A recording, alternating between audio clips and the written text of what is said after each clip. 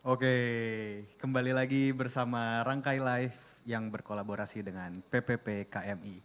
Sekarang kita kedatangan Mbak Sarah dan Ya. juga Mas Aldrian. Halo. Mungkin sekarang kita mau ini dulu ya Mbak, update untuk jumlah donasi. Ya. Alhamdulillahirabbil alamin sudah terkumpul sebentar, saya cek dulu. Sudah terkumpul dari jam 19.41 terkumpul 11.347.000.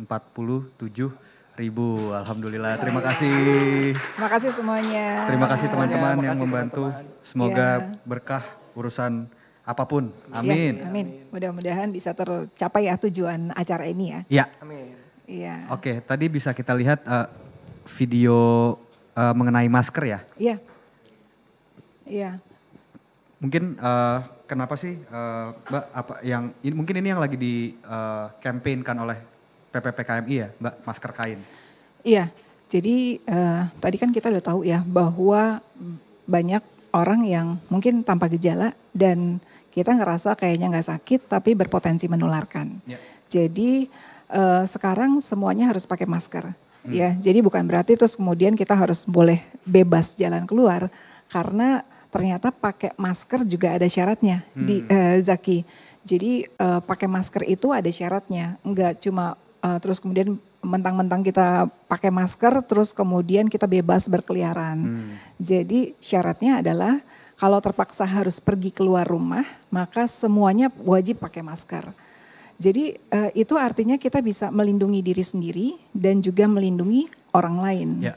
Ya, jadi syaratnya adalah tetap harus tadi kan di video dicontohin ya. Jadi ketika kita memakainya itu juga harus memenuhi syarat. Jadi misalnya enggak terus kemudian turun naik, terus kemudian di bagiannya longgar-longgar Ya. gitu kan. Banyak tuh kan ya yang pakai masker tapi hidungnya kelihatan, terus dia dinaik turunin sendiri gitu. Terus kemudian selain menggunakannya benar, nanti pada saat melepas dan menggunakannya lagi itu juga harus tepat. Nah, ketika kita melepas masker, itu kan kalau masker kain itu cuma tahan 4 jam. Jadi kita juga harus punya cadangan ketika memang harus terpaksa pergi keluar rumah. Jadi seperti yang dicontohkan tadi bahwa kita harus benar make dan melepaskannya. Jadi karena kan penularannya bisa jadi karena kita salah dalam cara menggunakannya. Ya jadi misalnya habis pakai masker terus kemudian maskernya kita pegang-pegang atau gemes gitu ya, gemes sama masker. Gemes sama maskernya karena yang di situ karena jadi penelitian membuktikan bahwa ketika semua menggunakan masker itu bisa menurunkan penularan sampai 70% untuk penyakit yang karena droplet. Jadi infeksi flu gitu kan jadi bisa turun sekitar 70%. Yaitu tapi dengan syarat bahwa pakai masker itu harus benar cara menggunakan dan melepaskannya. Terus kemudian kenapa sih mesti pakai masker kain ya? Ya. Jadi sebenarnya kan kita tahu bahwa kebutuhan masker ini sangat tinggi sekali. Tadi ini ada cerita nih Mas yang Fajar, ya beliau kerjanya di Puskesmas Tugu Depok. Nih, yang Fajar cerita dia petugas promkes di Puskesmas. Ini kisah duka dan was-was karena Mas Fajar ini dia kerja di Puskesmas, pekerjaannya tadi harus mendeteksi, mendatangi PDP ya, jadi pasien-pasien itu harus didatangin, terus kemudian orang yang sudah pulang dari rumah sakit itu juga harus dipantau, terus pasien-pasien yang isolasi di rumah juga harus dipantau oleh petugas puskesmas, tapi jumlah masker medis yang disediakan itu cuma satu lembar. Jadi itu memang sangat terbatas sekali ya, dibatasi satu masker per hari ya, jadi nggak boleh nambah karena memang stoknya terbatas. Jadi kita ini yang selain petugas medis itu ya kita pakai masker kain. Dan ternyata sudah terbukti kok bahwa masker kain ya kalau misalnya dipakai dan dilepaskan dengan benar itu cukup efektif untuk mencegah penularan itu. Nah, jadi kita jangan berebutan masker medis, terus kemudian jadi panik gitu ya, jadi rebutan dan kemudian sekarang aja harga kan udah naik banget tuh ya. Kalau kita cari ada yang tuh jutaan, Bu. Tapi sekarang juga kita bisa bikin sendiri kan ya, nah, iya masker kain ya makanya bakti PPKM ini salah satunya adalah gerakan masker untuk semua. Nah Bu, ngomong-ngomong tentang masker, saya pengen bertanya kan, setahu saya ada 3 jenis masker ya, kalau nggak salah N95, masker medis dan masker kain. Nah, kalau boleh tahu itu tiap masker itu yang paling berhak untuk memakainya tuh siapa aja sih Bu?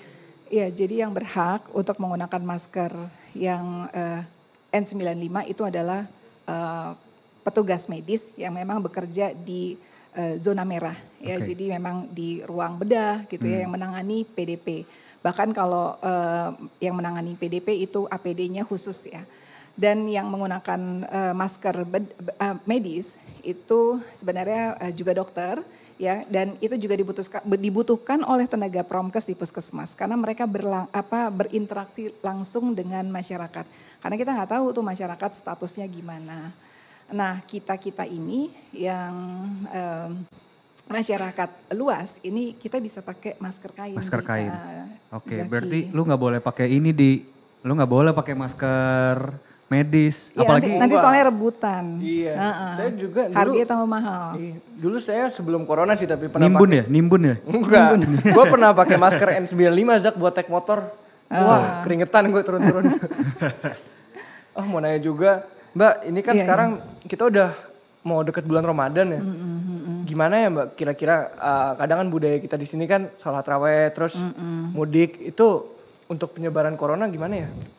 Iya kan jelas bahwa ini keputusannya udah jelas ya bahwa untuk hal-hal yang sangat penting sebenarnya ya. Kalau ibadah itu kan buat semua agama itu penting. Jadi buat semua agama, jadi kalau orang Kristen juga nggak boleh ke gereja ya, orang Islam juga nggak boleh pergi ke masjid karena untuk menghindari keramaian itu.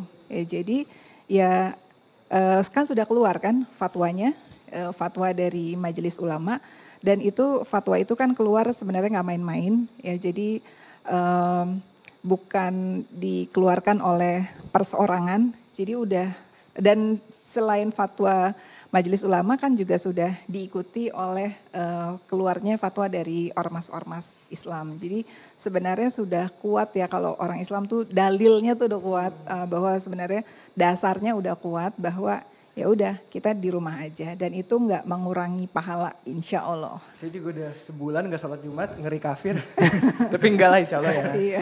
Islam itu tidak menyusahkan kok ya Bu ya. Iya. Nggak boleh jadi bisa kok semuanya.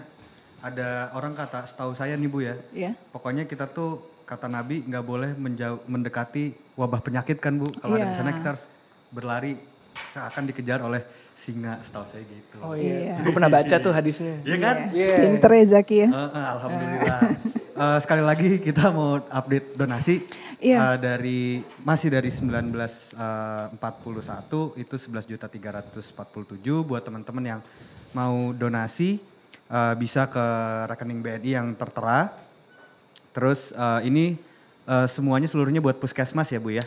Iya. Karena puskesmas juga butuh bantuan dari APD lalu apalagi ya Bu?